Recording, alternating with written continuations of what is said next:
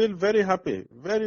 happy. Min seyake sanne min getti bo jawmirawo e jabago du'a amin e ma laamu mogal lesdi Nigeria e laamu diwal Niger dow hosugo jabruɗe cembiɗɗe e yigo ɓiɓɓe amin jangoɓe luttuɓe hiwlanoɓe e jofama e kokkitaɓe ha juuɗe amin tawan ɓeɗon ha lamorde diwal Niger joni ma ɓe gayni linciti ko rarani haala yake jamu maɓɓe e ko nandi e non hidde ko ɓe kokkita min ɓe min ɗon ndeni bo jaɓɓaki ɓe ha ɗo wuro Kontagora caggal ɗon min gerɓaɓe ha jangirde maɓɓe ha wuro Papiri to ɓe tammi tawtugo saaro en maɓɓe ko ɓiɓɓe ɓen ɓe fuu ɓe jofama ko wodi luttuɓe wala ko mi wawata wigo dow hala kan joni ma ɓe nasti juuɗe amin min gayni linciti amin hidde ko min pamtina dow no woni fuu min ni na ha wuro Papiri mi woni joni amma mi andi ɓeɗon seyi e heɓugo habaru dow ɓiɓɓe jangoɓe ɓen jofama non bo ɓe kaɓay ko ɓe giyaɓe amma deni ɓe ndeni nder asaweje 4 caliɗe miɗon yi'a to ɓe ɓesdi renugo nyalde ko bo nyalɗe ɗiɗi tammata wonugo ɗum gannugol amma miɗon nuɗɗini ɓeɗon seyi sanne e heɓugo habaru dow ɓiɓɓe maɓɓe